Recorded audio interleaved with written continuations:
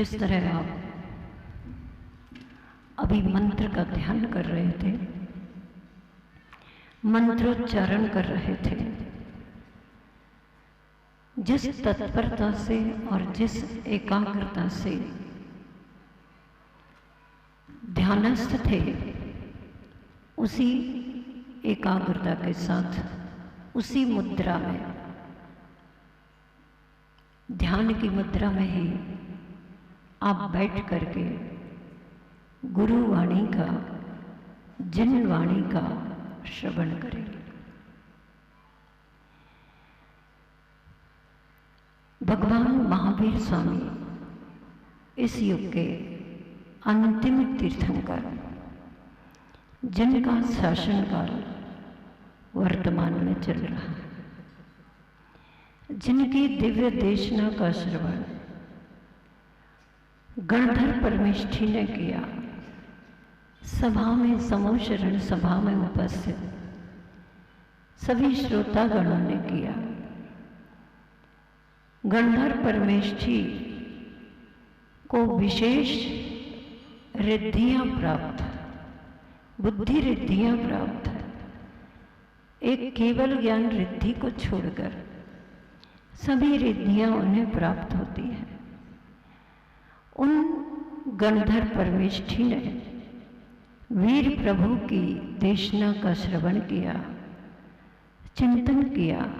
अंतर मुहूर्त में चिंतन करने की सामर्थ्य द्वादशांग की, अंतर मुहूर्त में द्वादशांग के पाठ करने की सामर्थ्य। ऐसे गणधर परमेष्ठी से क्रमशः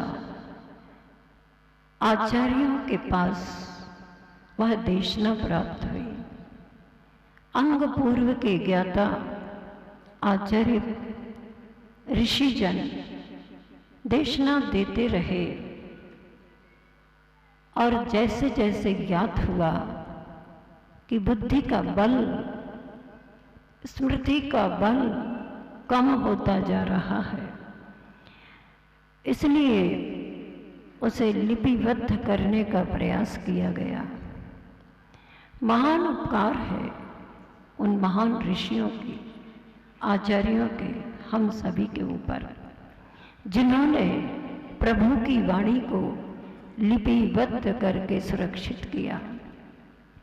जिसको पढ़ करके, जिसको समझ करके, जिसका चिंतन करके, जिसका ध्यान करके हम अपने चित्त की प्रसन्नता का अनुभव करते हैं। हम अपने चित्त को तनाव रहित महसूस कर पाते हैं। कौन होता, कौन सी वाणी होती जो हमें ये सदुपदेश देती। मुझे स्वयं अनुभूति स्वयं की तो हो ही रही है, दूसरे की अनुभूति तो नहीं हो सकती। आप इस समय क्या महसूस कर रहे हैं मैं नहीं कह सकती, लेकिन आपकी मुख मुद्रा को देख करके जरूर कह सकती हूँ कि जिनेंद्र भगवान की पूजन अर्चना, जिनेंद्र भगवान की वाणी श्रवण, जिनेंद्र भगवान की वाणी के अनुसार अपने जीवन के चरणों को आगे बढ़ाना वास्तव में आनंददायी होते हैं। ये अवसर आनंद की अनुभूति का है।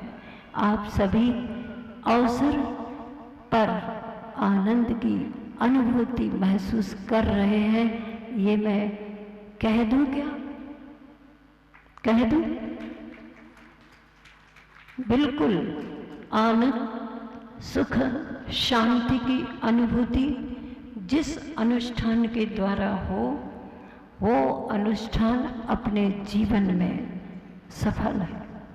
भक्ति करके आत्मशक्ति प्रकटित करें तो भक्ति करना सफल है।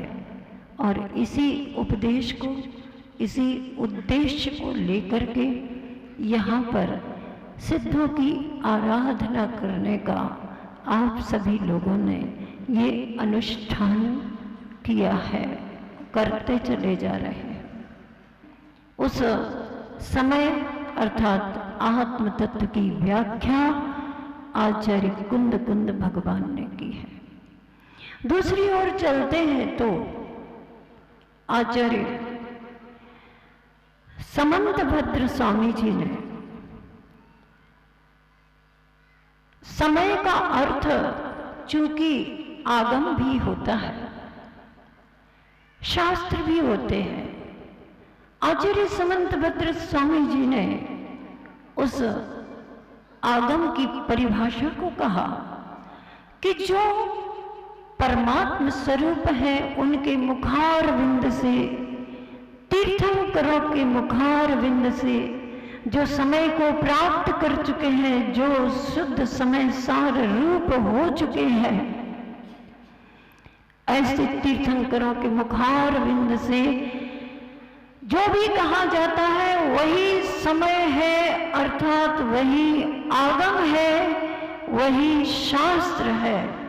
आप तो पज्ञ मनुल्लंघ्य मद्र श्रेष्ठ विरोधकम, जिसका कोई विरोध नहीं कर सकता, जिसका कोई उल्लंघन नहीं कर सकता, जिसका कोई तर्क वितर्कों के द्वारा विपरीत कथन या उनके मत का खंडन नहीं कर सकता, ऐसा अखंडनीय आगम होता है। तर्क की कसौटी पर खरा उतरता है, सभी का शास्ता होता है, अर्थात सार्वम, सबका कल्याणकारी होता है, ऐसा आगम होता है। आगम को 4 अनुयोगों में विभाजित किया गया है।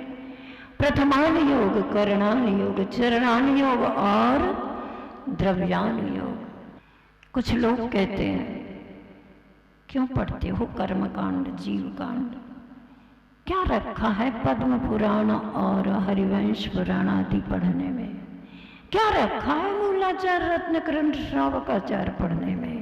शुद्ध समय सार तत्व का अध्ययन करो, समय सार पढ़ो। ध्यान रखना, आचार्य परमेष्ठी कहते हैं चारों अनुयोग में उसी समय सार की ही व्याख्या की गई।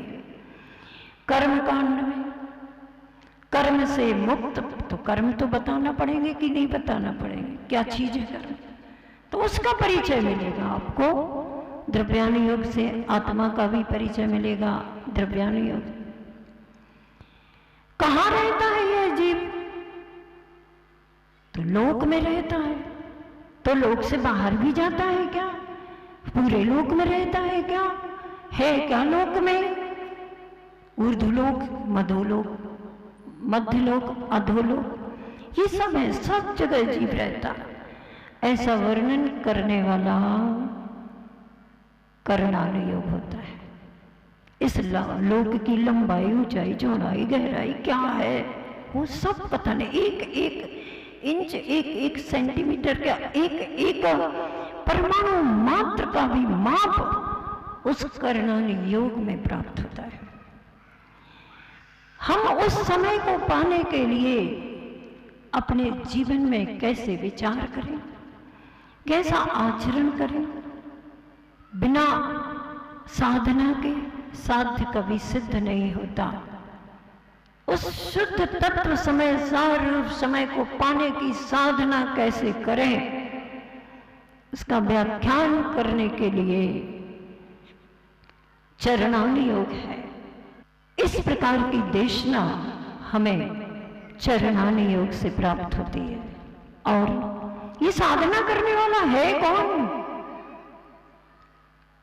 प्रत्येक प्राणी कर सकता है, और जो कर चुके हैं वे महापुरुष, महान आत्म तत्व को प्राप्त कर चुके। तो महान तीर्थंकर आदि भी इसकी साधना करते, महापुरुष इसकी साधना करते, सामान्य पुरुष भी इसकी साधना कर सकते।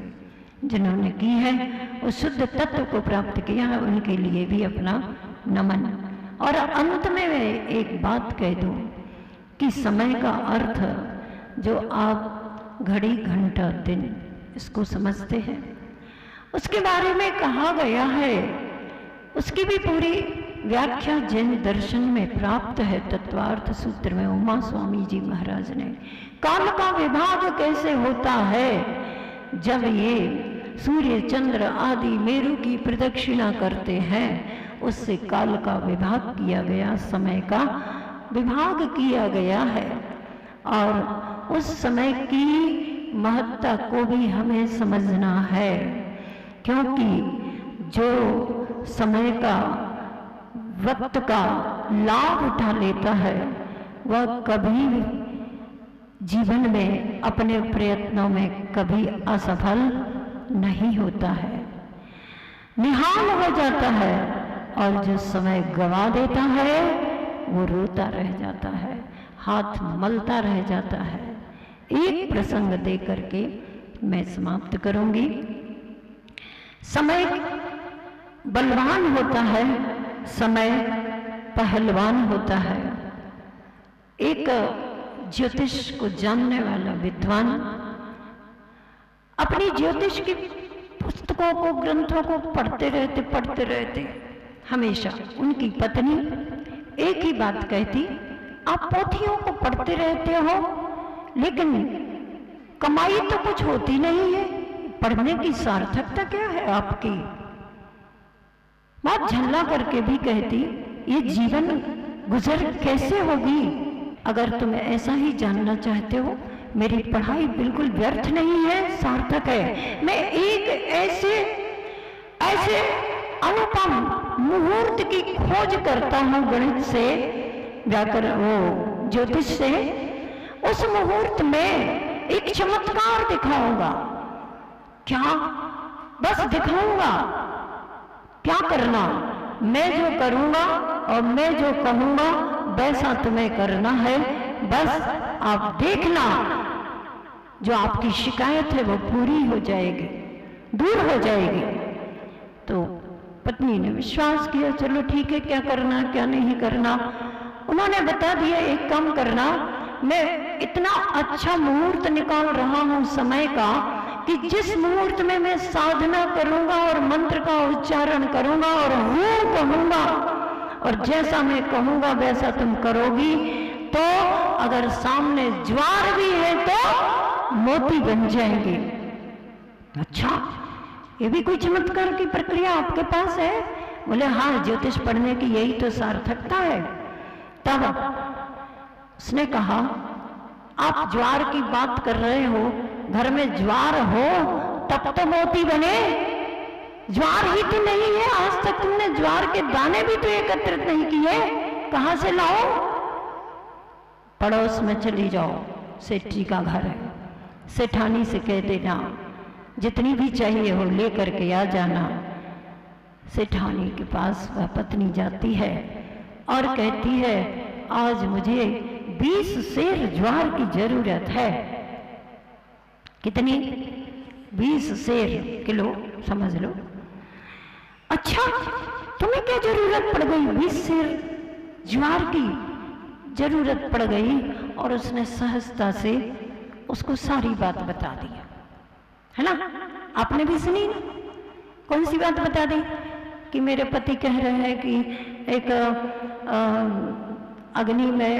अग्नि के ऊपर बर्तन रखना, पानी रखना, उस पानी में ज्वार डाल देना और पास में बैठ जाना, और मैं जब पानी को उबालना और ज्वार पास में रख लेना, और मैं जब मंत्र बोलूं, हूं कहूं, तो ज्वार उस पानी में डाल देना, तो सारे के सारे ज्वार मोती बन जाएंगे। किसने किससे सुना? विद्वान की पत्नी से सेठानी ने सुना।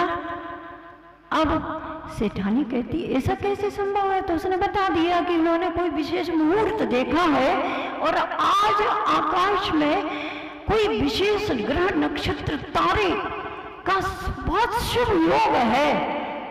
तो अब सेठानी सोचती है, दे तो दी उसने, 20 सेर ज्वार दे दिए, वो लेके चली गई। और जहां उस छत पर उनको बैठना था, विद्वान को और उनकी पत्नी को उन्होंने सब सामग्री रख दी, बैठा दिया, बैठ गए, बढ़िया। यहाँ सेठानी कहती है कि यह मुहूर्त, ग्रह नक्षत्र का प्रभाव क्या इसी की छत पर रहेगा? मूर्त सबका प्रभाव तो सबकी छत पर रहेगा। चलो कोई बात नहीं, वो अपनी छत पर जाती है और जहाँ विद्वान बैठे हैं बाजू से ही उनकी छत है, तो उसकी जो दीवार है बस उसके बाजू में सट करके बैठ जाती है और पूरी प्रक्रिया उसे भी पता हो जाती है। तो वो वैसा वैसा कर लेती है, पानी गर्म करने रख लिया और ज्वार पास में रख लिया और बैठ गई बिल्कुल सतर्क होकर के। कौन सी सतर्कता? जिस समय हूं कहे उस समय ज्वार उसमें डाल देना है। बस आपसे भी मैं हूं कहूं तो सतर्क हो जाना। आपके भी भावों के ज्वार क्या बन जाएगी? समय सार जैसे मोती बन जाएंगे। अब पंडित जी ने शुरू किया मंत्रोच्चारण आदि करना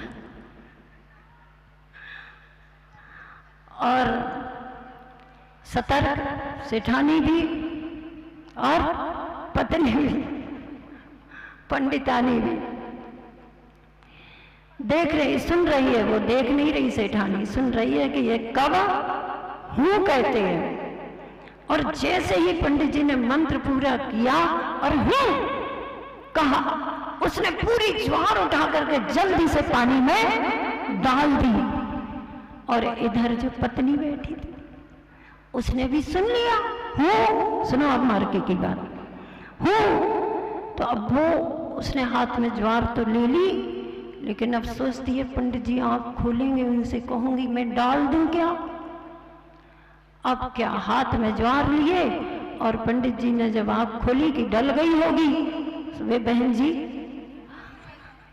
हाथ में ही लिए, पूछती है डाल दूं क्या? अरे बाप रे, विद्वान सोचते, पंडित जी सोचते क्या सब मटिया मेल हो गया। क्या किया? तुझको समझाया था, चूक गई है वो सर। और बस इतने में ही सेठानी एक बड़े से पात्र में रत्नों को भर करके, मोतियों को भर करके पंडित जी के सामने आई। अब पंडित जी ने देखा ये क्या, कहां से कैसे, उसको उनको तो कुछ पता नहीं था। पत्नी ने भी, पंडितानी ने भी देखा, अरे ये क्या? उसने बता दिया कि जैसा जैसा तुमने मुझे कहा था सखी, वैसा वैसा मैंने कर दिया। पंडित जी को पता चला कि ये तो इसने अवसर का लाभ उठाया है।